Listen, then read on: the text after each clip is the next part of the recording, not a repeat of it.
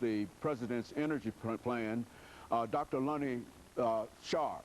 Dr. Sharp is the holder of the Massey School of Engineering and Technology seat at Tennessee State University, as well as our guest. And of course, he also has a lot of information, do you not, Dr. Sharp? Yes, I do. To tell us in reference to President Obama's energy plan. But before we get into that, Dr. Sharp, let's see if we can have you to give us some information about your background, your education, and some of those things that were eventually important in leading you to, as we introduced you, the holder of the seat in the the College of Engineering and Technology at Tennessee State University, the Massey seat in that particular area. Yes. And then we'll talk about other things. All right. Thank you, sir. Again, my name is Lonnie Sharp, and I'm the eldest son of Lonnie Sharp and Lillian Sharp. I grew up in Elm City, North Carolina. I grew up on the farm, and so I have a lot of experiences to talk about that relate to energy and my experience on the farm. One thing that I do want to say is that I finished high school in Elm City. I ended up going to college at North Carolina A&T State University in Greensboro, North Carolina, where I received my BS degree in mechanical engineering. I left there to go to NC State. I was on a special program to get my master's degree in 1 year through Western Electric. They called it OYOC, 1 year on campus. And so I did that. I finished my MS degree in 1 year at NC State. And then I decided that I want to go off and to become a professor. So I went to the University of Illinois, where I received my PhD degree in mechanical engineering. After receiving my PhD degree in mechanical engineering, I was in a special program to go back to North Carolina A&T as a professor, and I went to North Carolina A&T, and I served at A&T in engineering for 20 years before I moved to Tennessee State University. While I was at A&T, I started as an assistant professor, worked my way to associate professor, full professor, associate dean of engineering, and eventually dean of engineering at North Carolina A&T.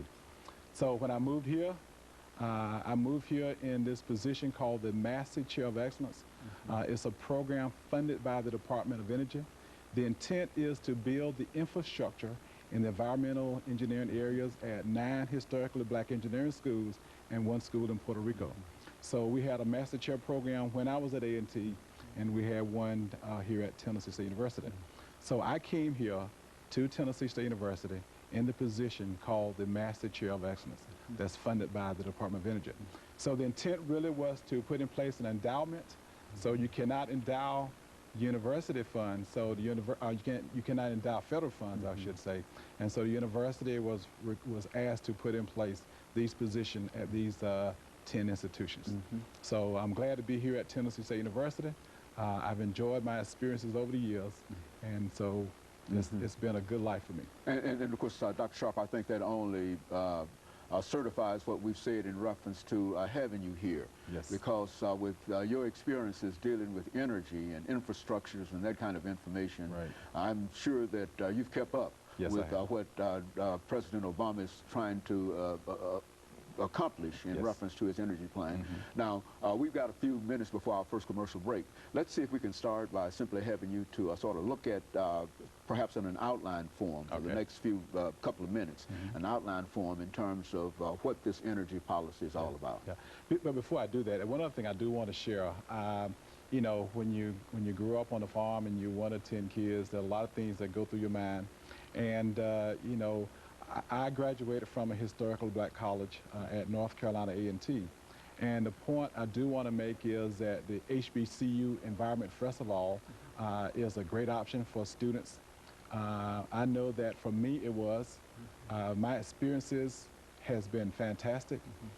As a student, first of all, at North Carolina A&T, I had opportunities to work at General Motors, and as part of my scholarship program, I worked at Western Electric as part of my program as well. And so all of those things sort of helped to prepare me. And the other thing that I'm really excited about is that I was a finalist for the astronaut program in 1984.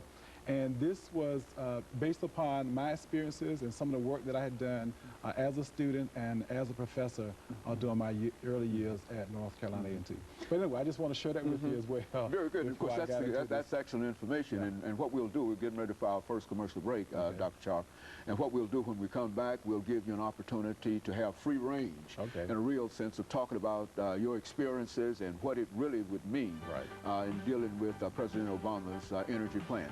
And of course, we'll be back with our audience following this very, very short commercial break.